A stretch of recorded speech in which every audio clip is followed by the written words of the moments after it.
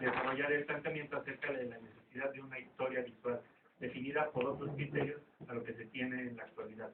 Concluiré esta reflexión en torno a la pregunta que da sentido a esta ponencia. ¿Para qué una historia visual?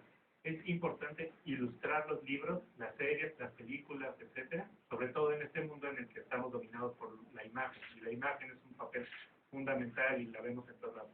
Incluso hay un cineasta, director de cine francés que se llama Jean-Luc Godard, que nos dice que vivimos en la época de lo que no vemos, porque siempre es muy divertido ver lo que no vemos.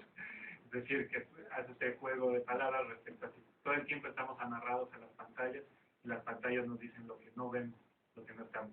Podemos hacer las visitas, por ejemplo, de los museos más importantes del mundo, con solo sentarnos en nuestra casa y nunca ir al Louvre, nunca ir al Museo Británico, pero lo tenemos ahí.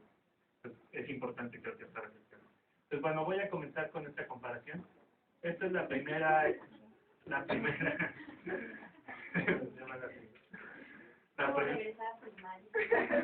no, justamente vamos a ver este proceso de cómo se conforman estos conceptos de lo visual a partir de eso. Espero que nos dé el tiempo suficiente. Entonces, bueno, vean nada más cómo quiero que vean la estructura que es como tipo cómic. Hay una serie de elementos. La monografía juega con elemento iconotextual, es decir, tiene una parte en el frente donde hay una serie de imágenes y en la parte de atrás tiene una explicación de esa imagen. Se las paso rápido ya por el tiempo que tengo. El otro elemento que quiero que vean es el uso de los colores y la actualización de los sucesos. Una de las características de la conquista de México es que no hay imágenes del proceso, ni siquiera escritas.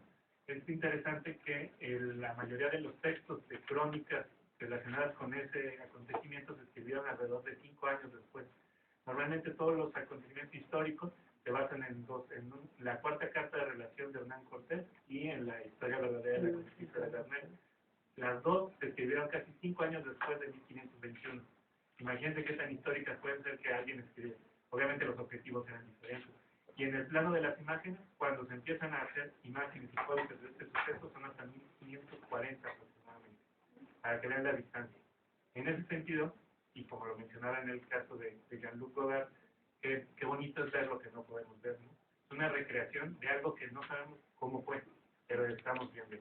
Entonces, bueno, pasemos son las imágenes. También me gustaría resaltar, también como en el caso de lo que mencionaba Mara, cómo se reconstruyen los procesos de violencia. Porque normalmente también, cuando nos enfrentamos a aspectos violentos, tenemos estos elementos de recreación.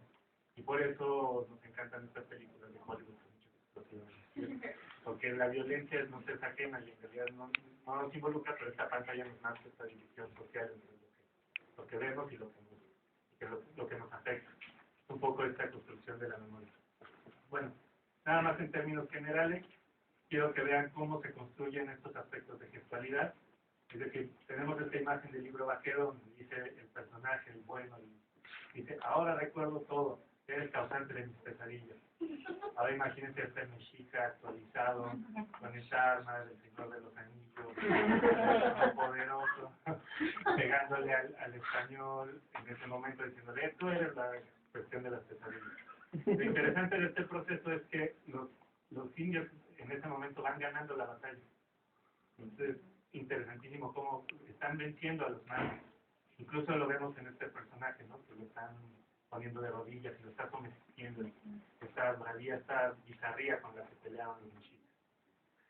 Lo mismo en este caso, ¿no?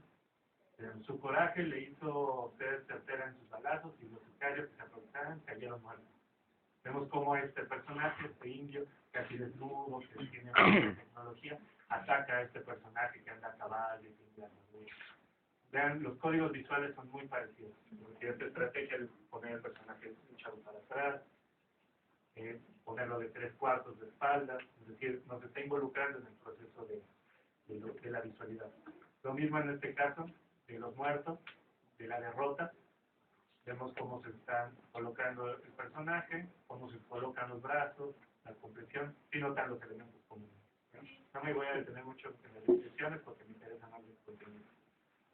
El uso del caballo, esta postura. Lo que quiero que vean en general es cómo se usan elementos comunes de lo visual. Es decir, estos elementos comunes para poder definir estrategias de derrota o de victoria, o de sufrimiento, o de violencia. Vean este personaje. que además sufre, desgraciado, que acaban de matar a este personaje indígena. ¿Lo ven? La relación. Tenemos, por ejemplo, el caso de la muerte de Moctezuma, la famosa pedrada que salió a apaciguar las huestes. Entonces, como incluso hasta visualmente no tiene una perspectiva, lo que le interesa mostrar al creador de la monografía es esta relación a partir de la postura, porque imagínense, este personaje no tiene una perspectiva real. Si lo pusiéramos al lado de Moctezuma, mediría aproximadamente unos 2 metros más que él. Es decir, lo que importa es el sentido de la derrota, del sufrimiento que está generando, como este personaje del libro va a ser el movimiento de echarse para atrás, es el momento de la muerte, digamos. Bueno, obviamente las batallas cuerpo a cuerpo no podían faltar. No sabemos si hubo batallas cuerpo a cuerpo, cómo se dieron, pero es importante mostrarlo porque da un significado de bravía, de lucha, de enfrentamiento. Y finalmente nada más les quería mostrar esta imagen que tiene que ver con la construcción de lo femenino. Es decir, vean esta mujer con esta característica de su ceja depilada, una nariz redondeada, boca ancha, un escote pronunciado, un collar, con una especie de cola de caballo, y la comparación con la Malinche. Es esta figura femenina mexicana que todavía no entra muy bien en el imaginario, que no sabemos cómo participó, pero bueno, queda claro que es una mujer muy sexy. Y que sabemos por qué Hernán Cortés se acercó a ella y logró atraerla con su belleza y su ceja muy al estilo de la belleza del cómic del siglo XX. ¿No? Bueno, aquí están los elementos en general. ¿Por qué reflexionar sobre una historia visual? Es importante ilustrar los libros, las series, las películas. Normalmente estas monografías, para los que no se usan para después se reproducen en periódicos murales o en los mismos cuadernos de los niños, las recortan, entonces le piden una figura de Juárez, en los recortes le ponen Juárez nació en Oaxaca de Juárez, etc. Entonces el reutilizamiento de esto es necesario. ¿Qué papel tienen los historiadores, pedagogos y comunicólogos en ese proceso? Yo pienso que los procesos de generación de identidades son parte de la construcción de una visualidad colectiva común con base en una preponderancia de gestos con referentes ejemplares, como lo hemos visto en estos casos, y atributos de una construcción discursiva de este supuesto pasado. El problema de la recuperación de la memoria en el ámbito de la conquista, desde esta perspectiva, es la carga violenta que implica toda guerra. Todo suceso violento en la memoria es destrucción, dominación, ruptura y dolor. ¿Por qué? Para nosotros es importante recordar esto. Forma parte del mito fundacional de un país. ¿Para qué nos sirve reconocernos sin reconocernos? Nos buscamos, nos miramos a nuestros antepasados en esas imágenes sin encontrarnos, o nos encontramos para negarnos en un pasado común como sociedad. Lo doloroso generalmente detiene y paraliza. Yo pregunto, ¿ese es el fin de la enseñanza visual de ese suceso dentro de la historia? Como les mencionaba en los casos anteriores, se ve esta gallardía de las comunidades indias y de pronto, como si fuera una especie de película mal editada en la que no se sabe qué pasó, los españoles están destruyendo los templos, así, nadie sabe realmente en qué contexto se vive. Otro elemento importante, sabemos y es ampliamente conocido que hubo mucha participación indígena en el proceso de la conquista de Tenochtitlan. En todas las imágenes que vimos no hay ni un indígena peleando contra otro indígena, siempre es este enfrentamiento. Yo creo, bueno, exorcizar fantasmas en la globalidad. Así, ya mencioné mi consideración de la monografía como una fantasmagoría. Perdón, esto surgió de un artículo más amplio, ahí explico qué es la fantasmagoría. Pero la fantasmagoría, básicamente en el sentido de Walter Benjamin, es esta idea de espejismo, es una ambigüedad característica de las relaciones y productos sociales de una época. Por lo tanto, las imágenes de la conquista contienen el doble sentido visual. A. Ocultan sucesos, como les mencionaba anteriormente, pues no sabemos realmente qué sucedió. Y B. Pretenden recrear, describir los acontecimientos a partir de narraciones escritas. Muestran la atrocidad de la crisis a partir de una iconografía de valores paradójicos respecto a este proceso histórico. Son paradojas visuales. Asimismo, son objetos anacrónicos transformados en pantallas en la que la fantasía se vuelve real. El criollismo latinoamericano ha utilizado los elementos de las conquistas de las culturas prehispánicas para afirmar su ser por medio de la atribución de una superioridad, tanto en el orden material como en el moral, y así al orgullo de pertenecer al tronco de la cultura ibérica. Es decir, vemos cómo los ibéricos son los que trajeron la tecnología, eran más avanzados. Nosotros usan, incluso lo vemos para decirlo, están semidesnudos, son como medio barbáricos, a pesar de que tienen una gran cultura. Vean lo paradójico de esta situación. Hay una paradoja. Como si tenían una gran cultura, se dejaron vencer por estos personajes. Porque tenían mejor tecnología.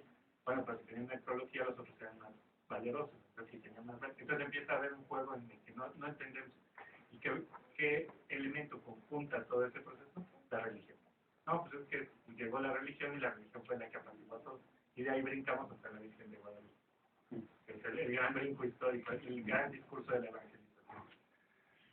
Bueno, la superioridad moral en el discurso historiográfico está remarcada por la religión, como les comentaba, que implica el control del mundo natural. En las monografías esto se expresa por la superioridad técnica y el carácter constructivo de la empresa evangelizadora. Reconocemos, por medio de la enunciación de esta mirada pedagógica, una visión de la historia en las imágenes de la conquista, providencialista religiosa o, en el caso del nacionalismo postrevolucionario, que es el que estamos viendo a continuación, de progreso. ¿Qué se postula en esa tesis? La conquista fue la entrada de México en la globalidad. ¿Cómo pasó ese ingreso? ¿En qué residía la diferencia? ¿Hubo victoria o derrota? ¿Por qué perdimos unos y ganaron otros? ¿En qué cambiaron sus formas? ¿Hay niveles de desarrollo de las culturas? ¿Se parte de una igualdad? El motivo de su interna contradicción estriba en suponer que la diferencia que muestran estos entes históricos no es expresiones de modos de ser, es una expresión de modos de ser esencial en distintas etapas de desarrollo. Es decir, es totalmente causalista. Tenemos a estos personajes que debían de perder para que nosotros nos incorporáramos a este medio de lo global. Siempre sucede, nos vemos en la historia. Tenía que después nos vengamos en la independencia, nos vengamos todos. Y después perdimos otra vez en la reforma, pero nos volvimos a vengar hasta que llegó la revolución y nos hizo justicia. Y ahorita no sabemos dónde estamos y estamos totalmente desdibujados históricamente. Por otro lado, el sentido violento del suceso sigue estando presente como un conflicto de fuerzas, no político-social, sino de lucha de fuerzas en el sentido más puro de los guerreros. Eso es porque la única perspectiva que nos ha llegado, y algunos historiadores han repetido hasta la saciedad, es la del guerrero, como les mencionaba, con Cortés, con Bernal Díaz. La otra opción es la del fraile, pero requeriría otro análisis en otra ponencia. La paradoja de la conquista en el contexto del nacionalismo del siglo XX es: seamos españoles, pero no seamos españoles. Conciencia del fracaso derivado del enfrentamiento militar o sentimientos de culpa frente a lo que fue y no es.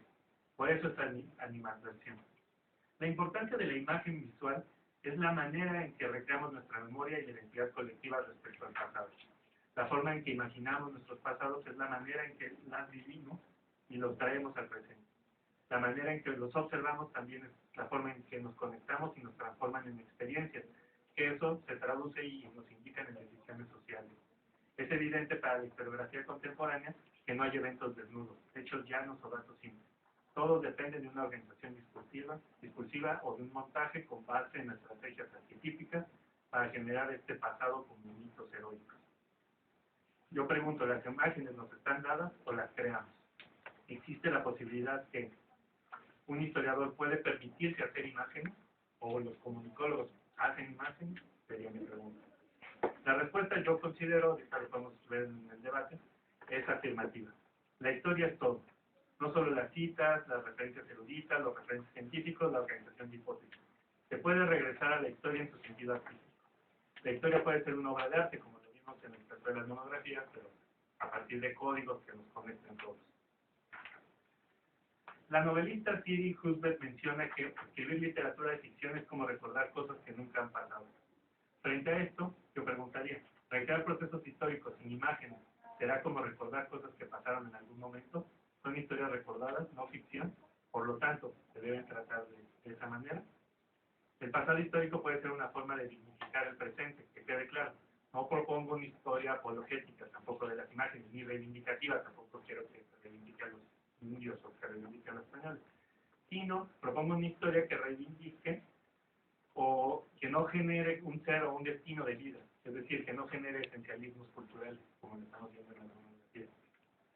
Reconozco la necesidad cultural de buscar un inicio o un pasado, todos lo buscamos siempre, incluso en nuestra vida cotidiana, siempre buscamos quién es nuestra familia, de dónde venimos, nuestros orígenes, tenemos una necesidad por generar un discurso de la raíz. pero también pienso que cargar fantasmas históricos o fetiches construidos por intereses específicos no es útil para ninguna sociedad. La historia visual es muy útil, llámese historia del arte o de la imagen.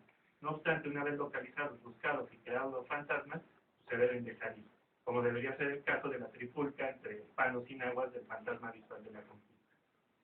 También no se debe caer en la tentación de la historia totalitaria o de la comunicación totalitaria, donde solo hay un método y una salida. Ni mucho menos caer en la variante relativista con muchas historias individuales, sin conexión entre unas y otras, porque también pues eso ya es el triunfo de la posmodernidad, ¿no? Donde cada quien tiene su verdad y en esa medida cada quien decide qué es lo bueno y qué es lo malo. No sé qué sea más bueno o qué sea peor. El objetivo sigue siendo el mismo, no es querer abstraer procesos o relativizarlos, sino comprenderlos para generar experiencias, es mi opinión. En conclusión, respecto al proceso de la conquista, la pregunta precisa no es cómo se está recordando, sino cuántas cosas se han olvidado en este proceso para que ahora sea un acontecimiento icónico de la cultura social. Se quitaron las perezas por medio de la violencia visual, ya lo vimos, por eso se usan lugares comunes como el del libro vaquero. Se quitan conflictos, se quitan choques y se creó una artificialidad de lo que nunca fue, un proceso de falsas equivalencias. El historiador y el comunicólogo debe asumir las responsabilidades del discurso ético en la construcción de las imágenes y sus montajes. La generación de formas de experiencias, es decir, ¿qué entiendo por experiencia? Imágenes de lo inimaginable. Es decir, como cuando soñamos, por ejemplo. Estamos teniendo una experiencia de una imagen que jamás volvemos a tener, pero la tenemos. La experiencia en el discurso historiográfico ha generado absolutos que han tenido una repercusión social muy grave en la sociedad actual. Vivimos en el mundo del montaje, como se lo mencionaba al inicio de esta ponencia, y sobre todo de las abstracciones de estas formas de armar lo histórico. Las imágenes se vuelven preciosas para este conocimiento a partir del momento en el que se ponen en perspectiva con estos montajes de inteligibilidad.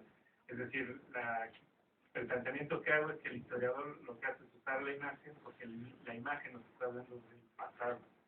Entonces, recupera esta perspectiva como si fuera una especie de documento, cuando no se da cuenta que cada vez que observamos una imagen, la reactualizamos y la vemos desde el lugar en el que estamos, desde el marco en el que nos encontramos, no desde esta perspectiva del antiguo. La imagen no es el pasado, y no es lo real, por lo tanto, porque lo estamos reinterpretando a partir de lo que vemos.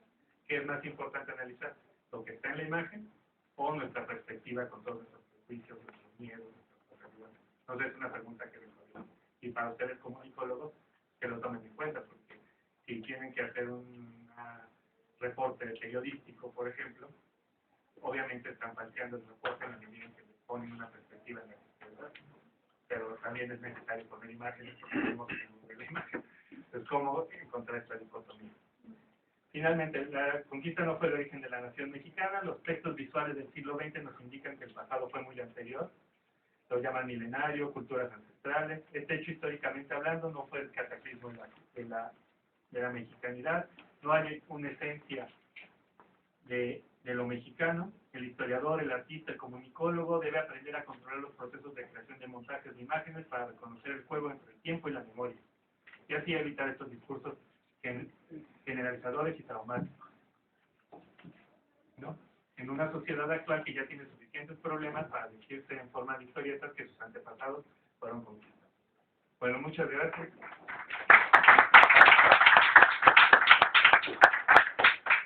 Muchas gracias.